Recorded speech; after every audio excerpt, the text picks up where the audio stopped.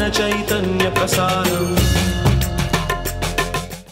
నమస్కారం, మన ధర్మం కార్యక్రమానికి స్వాగతం. ఇవాటి మన ధర్మం కార్యక్రమంలో మన ధర్మ సందేహాలను నివృత్తి చేసేందుకు మనతో పాటు ఉన్నారు ప్రముఖ ఆధ్యాత్మికవేత్త బ్రహ్మశ్రీ మల్లాది రామనాథ శర్మ గారు. గురుగారు నమస్కారం. గురుగారు, బ్రాహ్మీ ముహూర్తం అంటే ఏమిటి? ప్రతిరోజు ఏ సమయాన్ని బ్రాహ్మీ ముహూర్తంగా పరిగణలోకి తీసుకుంటారు? ఆ సమయంలో ఎటువంటి పనులను ఆచరించాలి? కాలము పరమేశ్వర స్వరూపం అయితే మనకు ఉండేటువంటి రాత్రింబగళ్ళని కొన్ని భాగాలుగా చేశారు. అటువంటి భాగాల్లో రాత్రి చివరి కాలం, రాత్రిలో ఉండేటువంటి చివరి ముహూర్త కాలాన్ని బ్రాహ్మీ ముహూర్తము అంటారు. అంటే రాత్రి తొలగిపోయి ఉదయానికి రావడానికి తెర తీసేటువంటి సమయంగా దీన్ని బ్రాహ్మీ ముహూర్తం అంటారు. ఈ ముహూర్తం దాటిన తర్వాత వచ్చేటువంటి ముహూర్తాన్ని రౌద్రీ ముహూర్తం అంటారు. కనుక ఈ రౌద్రీ ముహూర్తం కంటే ముందే మనము మన యొక్క కార్యక్రమాన్ని ప్రారంభించాలని బ్రాహ్మీ ముహూర్తంగా చెప్పారు. జ్యోతిశాస్త్రంలో కానీ ధర్మశాస్త్రంలో చెప్పినటువంటి మాటలు రెండు సమన్వయం చేసుకున్నట్లయితే బ్రాహ్మీ ముహూర్తం అంటే అర్థం ఏంటంటే సూర్యోదయానికి 96 నిమిషాల ముందు సమయాన్ని బ్రాహ్మీ ముహూర్తం అంటారు. అంటే గంటన్నర అనుకుందాం, గంటన్నర మీద 6 నిమిషాలు. అంటే ఏ రోజు ఆ రోజు సూర్యోదయ సమయాలు మారుతూ ఉంటాయి. మీరు పంచాంగం చూసుకున్నట్లయితే దాదాపు వారంకి మారుతూ ఉంటుంది. సూర్యాస్తమయ మారుతూ ఉంటాయి. సూర్యాస్తమయం సంధ్యా సమయానికి లెక్కేసుకుంటారు. సూర్యోదయ సమయానికి ఉషఃకాలము, ప్రాతకాలము, అంతకుముందు ఉండేటువంటి బ్రాహ్మీ ముహూర్త సమయానికి చెప్తారు. కనుక మనము ఏ రోజైనా బ్రాహ్మీ ముహూర్త సమయం ఏది అని తెలుసుకోవాలంటే సూర్యోదయం కంటే సరిగ్గా 96 నిమిషాలకు ముందు సమయాన్ని బ్రాహ్మీ ముహూర్తము అంటారు. ఈ బ్రాహ్మీ ముహూర్తం అనేది చాలా పవిత్రమైనది, చాలా శ్రేష్టమైనది, ఎంతో ప్రతిభావంతమైనదిగా చెప్పబడ్డారు. ఈ బ్రాహ్మీ ముహూర్తంలో విశేషం ఎందుకు చెప్పబడిందంటే దేవతలు పితృదేవతలు కలిసి ఉండే సమయం అంటది. అంటే సాధారణంగా దేవతల సమయం పితృదేవతల సమయం వేరేగా ఉంటుంది. ఉదాహరణకి మనం ఇళ్లలో పితృకార్యం చేసేటప్పుడు మధ్యాహ్నం 12 గంటల సమయంలో పితృ సమయం అంటాం. అంటే పితృదేవతలకి పిండ ప్రదానం చేసే సమయంలో అపరాహ్న కాలం అంటారు కదా. కానీ విశేషం ఏంటంటే రోజు మొత్తంలో అటు దేవతలు ఇటు పితృదేవతలు ఇద్దరూ కలిసి ఒకే చోట కూర్చొని ఉండేటువంటి సమయం బ్రాహ్మీ ముహూర్తంగా ఉంది. కనుక ఆ బ్రాహ్మీ ముహూర్తంలో ఇటు ఎవరైతే మేలుకొని ఉండి నిర్మలంగా శుచిగా ఉంటారో వారికి అటు పితృదేవతలు ఇటు దేవతల యొక్క పరిపూర్ణ అనుగ్రహం ఉంటుంది. మనకు ఎక్కడైనా కర్మలోపం కానీ ఏదైనా ప్రారబ్ధ లోపం కానీ ఉంటే దేవతల అనుగ్రహాన్ని కోసం పితృదేవతలు మన తరఫున రికమెండేషన్ చేసే సమయం. మనం కనుక అప్పుడు మెలుకుతో ఉంటే పితృదేవతలు చెప్తారట, మా వాడు పాపం ఏదో తెలియకుండా ఏదో చేశాడయ్యా, కొంచెం వాడిని అనుగ్రహించు, నా పుణ్యంలో కూడా కొంత తీసుకొని వాడిని సుఖంగా ఉంచు అని చెప్తారు. కనుక బ్రాహ్మీ ముహూర్తం చాలా విశేషమైనటువంటి ముహూర్తం. ఈ బ్రాహ్మీ ముహూర్తంలో ఏం చేయాలి అన్నప్పుడు మనకి ప్రత్యేకంగా చెప్పబడింది ఏంటంటే కిందటి రోజు నిద్రించే సమయంలోనే మర్నాడు సూర్యోదయం ఎప్పుడో తెలుసుకొని దానికంటే 96 నిమిషాల ముందు లేవడానికి వీలుగా ఆ సమయాన్ని కేటాయించుకొని ఆ సమయంలో మెళుకు వచ్చేటట్టుగా ఏర్పాటు చేసుకొని, అంటే అలారం పెట్టుకోవడం లాంటివన్నా చేసుకొని శుచిగా ఉండాలట ఆ సమయంలో. అంటే మనం నిద్రించేటువంటి మంచం వదిలిపెట్టి మనం కిందటి రోజు గృహస్థుగా ఉండేటువంటి వాళ్ళు మన గృహస్థుగా ఆచరించేటువంటి కార్యక్రమాలకి దూరంగా వస్త్రాన్ని మార్చుకొని మనం రాత్రి నిద్రించినటువంటి వస్త్రాన్ని మార్చి కాలకృత్యాలు తీర్చుకొని ఏకాంతంగా మౌనంగా కూర్చోమన్నారు. మౌనంగా కూర్చొని మననం చేయమన్నారు భగవంతుడి గురించి. మౌనము అంటే అర్థం ఏంటంటే మళ్ళీ మాట్లాడొద్దని కాదు, అంటే మాట్లాడడం అంటే శబ్దం రావద్దని కాదు. మౌనము అంటే భగవంతుడిని మననం చేసే సమయం. అంటే మామూలుగా చాలామంది ఏమనుకుంటారంటే మౌనం అంటే మాట్లాడకపోవడం అంటారు. భగవంతుడి గురించిన ప్రత్యేక సమయాన్ని కేటాయించడమే మౌనం. ఇతర విషయాల మీదకి మనసును వ్యాపనం చేయకుండా ఏకైకంగా పరబ్రహ్మ యొక్క ఉపాసన చేస్తూ పరబ్రహ్మ ధ్యానం చేయడమే మౌనం అని. ఇది బ్రాహ్మీ ముహూర్తంలో చేస్తే విశేష ఫలితం వస్తుందట. ఈ సమయంలో మన ఇష్టదేవతని, కులదేవతని, ఆ రోజుకు సంబంధించిన విశేష దేవత ఏమన్నా ఉన్నా, ఏదైనా పండగ ఉన్నా, ఆ మోక్షం కోసమా, లేకపోతే ఆరోగ్యం కోసమా, ఐశ్వర్యం కోసమా, లేకపోతే ధారణాశక్తి పెరగడానిక, ఆ సమయంలో ఏ వయసు వాళ్ళు, ఏ దశల్లో ఉండేవాళ్ళు, ఏ కోరిక ఉన్నవాళ్ళు అది సాధన చేయడానికి సాధన ప్రక్రియకు సంబంధించిన విషయం. ఉదాహరణకి సంగీత సాధన చేయాలనుకోండి, బ్రాహ్మీ ముహూర్తం ఉత్తమమైన కాలం. పూర్వకాలంలో ఏం చేసేవాళ్ళంటే చెరువులలో, నదులలో ఆ సమయంలో నడుము లోతు దాకా కూర్చొని సంగీత సాధన చేసేవారు. మంత్ర సాధన చేసేవారు కూడా ఆ సమయంలో మంత్ర సాధన చేసేటువంటి పద్ధతి ఉంది. కనుక ఏదైనా ఒక ఏకాగ్రంగా చిత్త ఏకాగ్రతతో బాగా మనస్సుని సాధన చేయడానికి ఉపయోగించేటువంటి అద్భుతమైన సమయం మనకి బ్రాహ్మీ ముహూర్తం అంటారు. ఇక గజేంద్ర మోక్షంలో కథని తలుచుకోవడం కానీ, భక్తులైనటువంటి ప్రహ్లాదుడు, ధ్రువుడు మొదలైనటువంటి వారిని తలుచుకోవడం కానీ, లేదా మీ ఇష్టదైవాన్ని తలుచుకోవడం కానీ, ఏదైనా ఒక భగవంతుడి యొక్క నామం చేయడానికి కానీ మౌనంగా ఉండి ప్రశాంత చిత్తతో ఉండేటువంటి సమయం బ్రాహ్మీ ముహూర్తం చేశారు కనుక ఈ సమయంలో ఎవరైతే మెలుగుతూ ఉంటారో జ్ఞాన సరస్వతి వాళ్ళని అనుగ్రహిస్తుందిట. ముఖ్యంగా విద్యార్థులు, మనకి బాగా నిద్ర వచ్చే సమయం ఇది, కలియుగ ప్రభావం అండి. బాగా నిద్ర ఎప్పుడు పోతామంటే ఉదయం 4-4:30కే. ఉదాహరణకు 6 గంటలకి మనం సూర్యోదయం అనుకుంటే 96 నిమిషాలంటే గంటన్నర ముందు, అంటే 4:30-5 ఆ ప్రాంతం మధ్యలో ఉంటుంది. కనుక మనం గాఢంగా నిద్రపోయే సమయంలో ఎవరైతే నిద్ర మేలుగుతూ ఉంటారో, ఎవరైతే శుచిగా ఉంటారో అప్పుడు సరస్వతీదేవి అనుగ్రహం కలుగుతుందట. ముఖ్యంగా విద్యార్థులు, పోటీ పరీక్షలకి సిద్ధమయ్యేవాళ్ళు, జ్ఞాపక శక్తి బాగా కావాలన్న వాళ్ళు, ఏదైనా ఒక కొత్త శాస్త్రాన్ని కానీ, కొత్త విషయాన్ని కానీ, కొత్త భగవంతుడికి సంబంధించిన ఆరాధనని కానీ, ఉపాసన కానీ ప్రారంభించేవాళ్ళు ఈ బ్రాహ్మీ ముహూర్త సమయంలో కనుక సాధన చేస్తే ఉత్తమమైన ఫలితం వస్తుంది. దీర్ఘమైనటువంటి ఆయుష్ పెరుగుతుందట. ఆయుష్ బాగా పెరగాలంటే బ్రాహ్మీ ముహూర్తంలో లేవడం అనేసి అలవాటు చేసుకోవాలి. అందుకనే పూర్వకాలంలో గూట్లో దీపం నోట్లో ముద్ద అనేవాళ్ళు. అంటే అర్థం ఏంటంటే చీకటి పడి కొంచెం అవ్వగానే 7 గంటల ప్రాంతంలో రాత్రి భోజనం చేసి 8-9 గంటలకల్లా నిద్రపోయేవారు. ఎందుకంటే పొద్దునే 4 గంటలకు లేవాల్సిన అవసరం వాళ్ళకు ఉంది కనుక. ఇట్లా సమయాన్ని కనుక మనం తగు విధంగా మార్చుకొని ఎవరైతే బ్రాహ్మీ ముహూర్తంలో చైతన్యంగా ఉంటారో, శుచిగా ఉంటారో వారికి పరమాత్మ యొక్క అనుగ్రహం ఉంటుంది. ఆయుష్ పెరుగుతుంది, ఆరోగ్యం పెరుగుతుంది, మానసికమైనటువంటి వ్యాధులన్నీ కూడా దూరం అవుతాయి. ప్రశాంతంగా ఉండే సమయం కనుక ఆ సమయంలో పాపపు ఆలోచనలు రాకూడదన్నారు. శరీరం గురించి కానీ, ఇతర లౌకిక విషయాల గురించి కానీ ఏ ఆలోచనలు లేకుండా ప్రశాంతంగా, అసలు ఏ భగవంతుడి గురించి తలుచుకునే అవకాశం లేదండి, మాకు అలవాటు లేదన్న వాళ్ళు కూడా ఆ సమయంలో శుచిగా వస్త్రం మార్చుకొని, దంతధావన చేసుకొని, కాలకృత్యాలు తీసుకొని ఒకచోట ఏకాంతంగా మౌనంగా కూర్చున్నా కూడా భగవంతుడి అనుగ్రహం ఉంటుంది. అంటే బ్రాహ్మీ ముహూర్తం అనేది మనని ఛార్జ్ చేసుకునే అవకాశం, మనం రీఛార్జ్ అవ్వడానికి చాలా ఉపయోగపడే సమయం కనుక మన శరీరంలో తేజస్సు కానీ, రూపంలో తేజస్సు కానీ, ఆరోగ్యం కానీ, చిత్త ఏకాగ్రత, చిత్త స్థిరత్వం, అంటే మనస్సు పరిపరి విధాలు వెళ్లకుండా, ఇప్పుడు లోకంలో అందరూ డిప్రెషన్ అంటున్నారే, ఈ డిప్రెషన్ లాంటి సమస్యలు పోవాలంటే కూడా బ్రాహ్మీ ముహూర్తంలో కూర్చొని ఎవరైతే శుచిగా ఉంటారో, స్థిరంగా ఓ చోట కూర్చుంటారో, మౌనంగా ఉండి ధ్యానం కానీ, ధారణ కానీ, సాధన కానీ చేస్తారో వాళ్ళు అనుకున్నది అనుకున్నట్టుగా జరగడానికి ఈ బ్రాహ్మీ ముహూర్తం చాలా గొప్పది. లోకంలో గొప్పవాళ్ళైన వాళ్ళందరూ కూడా ఇటువంటి బ్రాహ్మీ ముహూర్తం ద్వారానే కార్యక్రమాలు చేశారు. కవిత్వం రాసే వాళ్ళకు కూడా విశ్వనాథ సత్యనారాయణ గారు కూడా బ్రాహ్మీ ముహూర్తంలోనే కవిత్వం రాసేవారట. రోజంతా మళ్ళీ రాసేవారు కాదు, ఆ 1 గంట సేపు కూర్చునేవారట, మహామహా గ్రంథాలు రాశారు. కనుక ఆ సమయము 1 నిమిషం 1 గంటలాగా ఉంటుంది. మనం ఏదైనా ఒక గొప్ప కార్యం చేయాలంటే, గ్రంథం రాయాలన్నా, ఒకటి నేర్చుకోవాలన్నా, ఒక సాధన చేయాలన్నా, ఏదైనా స్థిరపడాలన్నా ఆ సమయం ఉత్తమమైన సమయం కనుక ఆ సమయాన్ని నిద్రపోకుండా చైతన్య వృద్ధి కోసం ఉపయోగించుకుంటే చాలా మంచిది.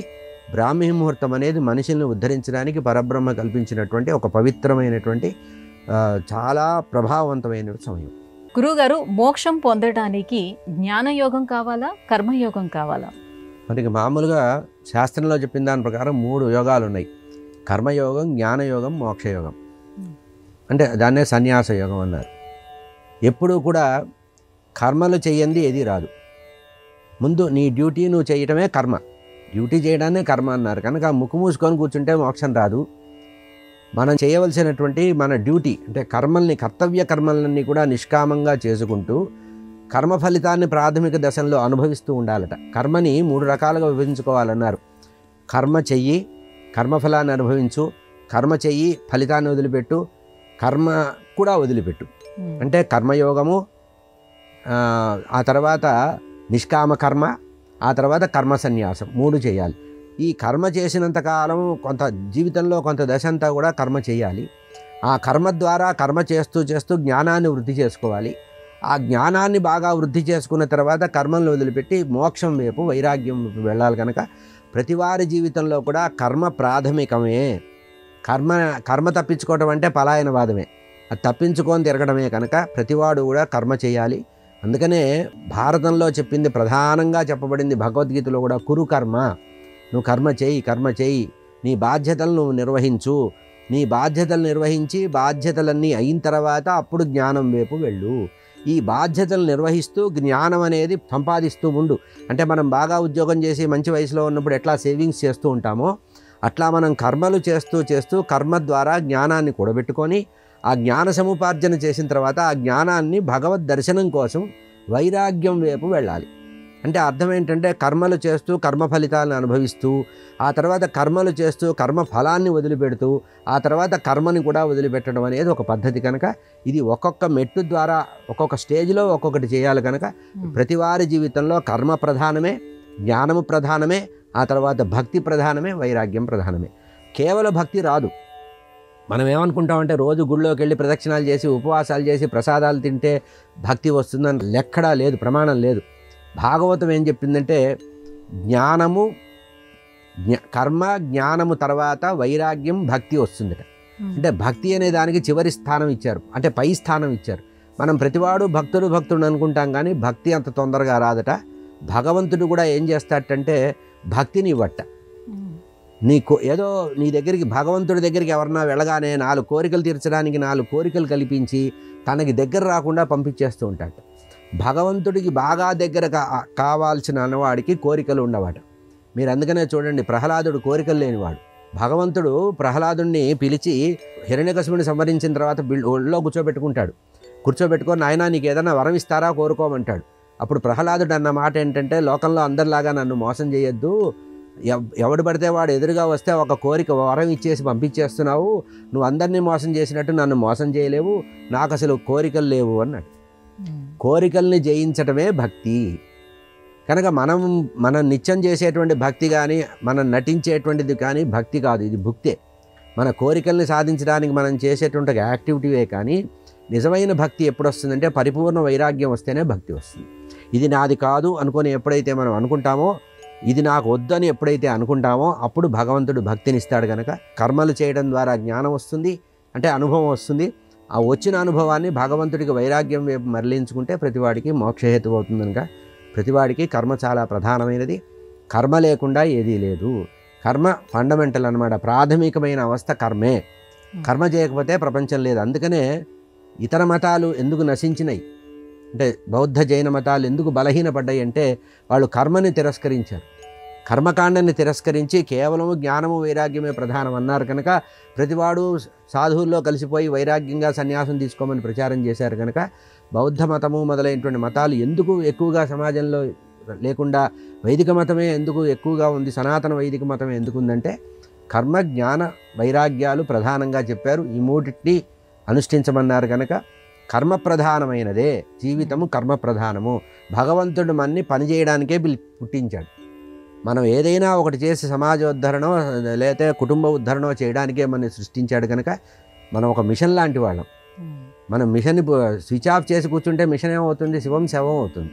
కనుక పని చేయకపోతే మనిషి శవంతో సమానం. కనుక ప్రతివాడు కూడా పని చేయాలి, కర్తవ్యాన్ని చేస్తూ ఉండాలి. ఆ కర్తవ్యం చేయడమే కర్మ అన్నారు. కనుక కర్మ ప్రధానము, జ్ఞానము తురీయమైనది. వైరాగ్యము మోక్షానికి జ్ఞానమే ప్రధానం, కానీ ప్రతివాడు జ్ఞాని కాలేడు. కర్మ సాధన చేయటం వల్లనే జ్ఞానం వస్తుంది. గురువుగారు, అగస్త్య మహర్షి శ్రీరాముడికి ఆదిత్య హృదయాన్ని ప్రబోధించారు కదా, దీని మూలంగానే శ్రీరాముడు రావణుడిపై విజయం సాధించారా? రామచంద్రమూర్తి పరబ్రహ్మ, వైకుంఠం నుంచి వచ్చాడు. అగస్త్య మహర్షి కూడా విష్ణుమూర్తిని పూజించిన వాడే. అయితే ఇక్కడ ప్రధానంగా చెప్పబడింది ఏంటంటే సూర్యవంశంలో పుట్టాడు రామచంద్రమూర్తి. అటువంటి రామచంద్రమూర్తి కరుణా స్వభావుడు. కరుణ అనేది బాగా, అందుకనే దాశరథి కరుణాపయోనిధి అన్నారు కదా. రామచంద్రమూర్తికి కరుణా స్వభావం ఎక్కువ. అంతకుముందు ఒకసారి యుద్ధంలో రావణాసుడు వస్తే తన యొక్క వాడి అయినటువంటి బాణాలతో, కోదండంతో బాణాలు ప్రయోగించి రావణాసుడి యొక్క రథాన్ని, సారథిని, గుర్రాల్ని కొట్టేస్తే ఒంటరిగా మిగిలిపోతాడు రావణాసుడు. ఆ ఒంటరిగా మిగిలిపోతే రావణాసుడిని రామచంద్రమూర్తి పిలిచి, అయ్యా ఏమిటి ఇట్లా వచ్చావు, ఒక మంచి ముహూర్తం చూసుకొని మంచి రథం తయారు చేసుకొని మంచి సారథి, మంచి గుర్రాల్ని తీసుకొని ఒక మంచి ముహూర్తం పెట్టుకొని యుద్ధానికి రా అని చెప్పి పంపించేస్తాడు. అంటే యుద్ధంలో ఎదురుగా వచ్చినటువంటి శత్రువు, భార్యని అపహరించి వచ్చిన శత్రువు ఎదురుగా వచ్చినప్పటికి కూడా రామచంద్రమూర్తి కరుణా స్వభావంతో వదిలేస్తాడు. అటువంటి కరుణ బాగా కలిగి ఉన్నటువంటి రామచంద్రమూర్తి ధర్మ సంస్థాపన చేయడంలో ఆలస్యం చేస్తున్నాడనే ఉద్దేశంతో అప్పుడు అగస్త్య మహర్షి వచ్చి దేవతల యొక్క కోరిక ప్రకారం రామచంద్రమూర్తి ఆలస్యం చేస్తున్నారనే ఉద్దేశంలో ఇక కరుణ కాదు, ధర్మము కర్తవ్య నిర్వహణే చాలా ప్రధానము, దుష్ట శిక్షణ చేయడానికే ఆయన భూమి మీద అవతరించాడని గుర్తు చేస్తూ, అయ్యా నువ్వు ఎంత కరుణా స్వభావుడు అయినప్పటికీ కూడా కర్తవ్యం అనేది ఒకటి ఉంది, నువ్వు దుష్ట శిక్షణ కోసం రావణ సంహారం కోసమే నువ్వు అవతారం వచ్చాడని చెప్పి అవతార ప్రయోజనాన్ని చెబుతూ మనలాంటి వాళ్ళకి ఉపయోగపడేటట్లుగా రాముడికి చెప్పినట్టు, రాముడు ఉపదేశం తీసుకున్నట్లు, ఆదిత్య హృదయం స్తోత్రం చేసినట్లుగా రామచంద్రమూర్తి మన కోసమే తాను విన్నట్టు అనుష్ఠించినట్టే ఉంది. కానీ ఆదిత్య హృదయం పారాయణ చేయనంత మాత్రాన రామచంద్రమూర్తికి విజయం రాదనేది లేదు. ఆ విజయానికి ప్రతివాడికి కూడా విజయానికి కారణము సూర్యభగవానుడి ఆరాధన అని చెప్పడానికి ఆ రామచంద్రమూర్తి ద్వారా మనకి లోకంలో వాల్మీకి ఆదిత్య హృదయం ఉపదేశించారు. కానీ ఆదిత్య హృదయం చాలా ప్రభావవంతమైనది, చాలా గొప్పది, విజయకారకము, ఆరోగ్యకారకమే. కానీ అది మనలాంటి వారికి. కానీ రామచంద్రమూర్తి పరబ్రహ్మ. అటువంటి పరబ్రహ్మ స్వరూపుడైనటువంటి రామచంద్రమూర్తి వచ్చిందే రావణ సంహారం కోసం. అది ఆలస్యం అవుతోంది కనుక కర్తవ్య ఉపదేశంతో దేవతలు తొందరపడి అగస్త్యుడిని పంపించారు కనుక అగస్త్య మహర్షి ఉపదేశించడం వల్లనే భూమి మీద మన అందరి అదృష్టంగా రామచంద్రమూర్తి వినడం, అది మనం అనుష్ఠించడం జరుగుతోంది కనుక ఆదిత్య హృదయం చాలా గొప్పది. అంత మాత్రం చేత రామచంద్రమూర్తి దాని మీదే ఆధారపడి రావణ సంహారం చేశారని పరిమితంగా అనుకోవడానికి లేదు. ఇది అర్జునుడు యుద్ధం చేశాడంటే కృష్ణ పరమాత్మ కారణం అంటే కొంతవరకు ఉంటుంది. కానీ సాక్షాత్తు పరబ్రహ్మ అయిన రామచంద్రమూర్తి ఆదిత్య హృదయం మనలాంటి వాళ్ళని ఉద్ధరించడానికి ఆయన ద్వారా లోకంలో ఉపదేశం వచ్చిందని మనం అర్థం చేసుకుంటే తృప్తి కలుగుతుంది. గురువుగారు, జప సాధన వల్ల ఉత్తమ ఫలితాలు చేకూరుతాయని అంటారు. ఎటువంటి ప్రదేశాల్లోనే కూర్చొని జపం చేయటం వల్ల ఎలాంటి ఫలితాలు కలుగుతాయి? మామూలుగా మనకి 2 పదాలు ఉన్నాయండి, ఒకటి మంత్రము, ఒకటి జపం. మనస్సుని తరింపజేసేది మంత్రం, జన్మని విచ్ఛేదం చేసేది జపం. జన్మ విచ్ఛేదకారకం జపం అన్నారు. జపం చేస్తే జన్మ విచ్ఛేదం కలుగుతుంది. అంటే మళ్ళీ పునర్జన్మ రాకుండా ఉండాలి అంటే జపం చేయాలి. మననం చేయడం వల్ల మనసు నిర్మలం అవుతుంది. మనోజయం పొందాలంటే మననం చేయాలి. జపము అనేది జన్మ విచ్ఛేదం కోసం చేయాలి కనుక అది ఏకాంత ప్రదేశంలో చేయాలి. విశేషమైనటువంటి జపం ఏదంటే నదీ తీరంలో చేసేది, మహాక్షేత్రాల్లో పుణ్యక్షేత్రాల్లో చేసేది, గొప్ప గొప్ప పవిత్ర క్షేత్రాల్లో, పర్వతాల మీద, గుహల్లో, దేవాలయాల్లో, సముద్ర తీరంలో, నదీ తీరంలో, ఏకాంత ప్రదేశంలో చేసేది. ఇవన్నీ మనకి ఈ రోజుల్లో కుదరవు కనుక మన ఇంట్లో ఉన్న చోటనే స్థిరమైనటువంటి ఆసన జయం చెంది అంటే కంఫర్టబుల్ పాస్చర్లో కూర్చొని చేసేది జప విచ్ఛేదం కోసం చేసేది జపం అవుతుంది. కనుక జపం వల్ల మోక్షం తప్పకుండా వస్తుంది. అయితే ఆ స్థాయిలో చేస్తే వస్తుంది. మనం ఎన్ని పూసలు లెక్క పెడుతున్నాం, ఎన్నిసార్లు తిరిగినాయి, పెన్సిల్ పెట్టుకొని రాసుకొని అరగంట కూర్చున్నామా, గంట కూర్చున్నామా, ఇటువంటి పనులు చేస్తే అది జపం అనిపించుకోదు. జన్మ విచ్ఛేదకారకం జపం అన్నారు. అంటే జన్మకర్మలు అనేటువంటి వరసని తుంచివేసి మనకి మోక్షానికి దారి తీసేది జపం అంటుంది. కనుక ఏకాంతంగా, నిర్మలంగా, సత్వగుణ సంపన్నుడై, శుద్ధ సత్వ లక్షణం కలిగి ఎవరైతే శుద్ధ సత్వ స్వభావంతో జపాన్ని చేస్తారో వారికి జన్మ విచ్ఛేదం తప్పకుండా జరుగుతుంది. కనుక ముఖ్యంగా స్థల ప్రభావం చాలా బాగా కుదరాలి. అందుకనే జపానికి కొన్ని నియమాలు చెప్పారు. ఒకటి, స్థల శుద్ధి కావాలన్నారు. అంటే పాజిటివ్ వైబ్రేషన్స్ రావడానికి స్థల శుద్ధి కావాలి.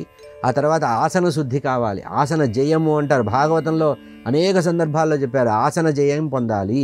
అంటే పద్మాసనం వేసుకో, కదలకుండా కొన్ని గంటల పాటు కూర్చోగలిగినటువంటి పరిస్థితే ఆసన జయం. కనుక స్థలశుద్ధి ఉండాలి, ఆసన జయం కలగాలి, మనసు నిర్మలంగా ఉండాలి, శరీరం పవిత్రంగా ఉండాలి. మనసులో ఇంకో ఆలోచన ఏదీ లేకుండా కేవలం మనస్సులో మననం చేసుకుంటూ ఉంటే అది జపము జన్మ విచ్ఛేద కారకం అవుతుంది. కనుక జపము ద్వారానే తరిస్తారు. ప్రతివారు కూడా జపం చేస్తే ఎన్ని నిమిషాలు మనం మౌనంగా జపం చేస్తే అంత ఆయుష్ కూడా పెరుగుతుందని చెప్తారు. అంత మళ్ళీ జన్మ రాకుండా కూడా సాధన చేసేటువంటి ప్రయత్నం ఎక్కువ అవుతుంది. కనుక జపానికి పవిత్రమైన ప్రదేశం నదీ తీరము, సముద్ర తీరము, పవిత్ర క్షేత్రము, దేవాలయము, లేదా మన ఇంట్లోనే శుచి అయినటువంటి ప్రదేశం ఏదైతే ఉంటుందో ముందు భౌతిక స్వచ్ఛత ఉండాలి. భౌతిక శుద్ధి, స్థల శుద్ధి రెండూ ఉన్న చోట జపం అనేది చాలా విశేషంగా ఫలితం ఇస్తుంది. గురుగారు, ఆరోగ్యానికి సూర్యుడికి ఉన్నటువంటి సంబంధం ఏంటి? ఆరోగ్యం కోసం సూర్యారాధన ఎందుకు చేస్తారు? మనకి పురాణాల్లో ఒక ప్రమాణం చెప్పారండి, ఆరోగ్యం భాస్కరాదిచ్చేత్. ఎవరైతే ఆరోగ్యాన్ని కోరుకుంటారో ఆ ప్రత్యక్ష నారాయణమూర్తి ఆరాధన చేయడం వల్ల భగవంతుడు నేరుగా మనం విగ్రహాల్లో చూస్తాం, ఇంకో చోట చూస్తాం, కానీ ప్రత్యక్షంగా ప్రతిరోజు మనకి దర్శనం ఇచ్చేది సూర్యనారాయణమూర్తే కనుక అటువంటి ప్రత్యక్ష నారాయణమూర్తి ఆరాధిస్తే ఆరోగ్యం ఉంటుందనేది బయటికి కనబడేటువంటి పురాణ ప్రమాణం. కానీ యథార్థంగా ఆలోచించండి, సూర్యనారాయణమూర్తి రావడం వల్లనే చెట్లు మొలకెత్తటం కానీ, విత్తనాలు మొలకెత్తటం కానీ, జీవరాశులు జీవించడం కానీ, చైతన్యం రావడం కానీ, మన ఉచ్ఛ్వాస నిశ్వాస సక్రమంగా నడవడం కానీ అంతా కూడా సూర్య భగవాను ఆధారపడే ఉంది. ఒక 2 రోజులు సూర్యుడు రాకపోతే మనం ఎంత ఇబ్బంది పడుతుంటాం చూడండి. అట్లా భగవంతుణ్ణి సూర్యుడిలో చూడమన్నారు. అందుకనే మీకు భారతంలో భాగవతంలో ఒక కథ కూడా ఉంది. కృష్ణ పరమాత్మకి సంతానంలో సాంబుడు అని ఒక కుమారుడు ఉన్నాడు. కృష్ణుడికి సాంబుడు అని కైలాసానికి వెళ్ళి పరమేశ్వరుడు కృష్ణ పరమాత్మ 1 సంవత్సరం పాటు శివుడి గురించి ఆరాధిస్తే ఆ శివుడు వరం ఇస్తే పుట్టినవాడు సాంబుడు. అటువంటి శివ అనుగ్రహం వల్ల పుట్టినటువంటి సాంబుడికి అనుకోకుండా కుష్ఠవ్యాధి వస్తుంది.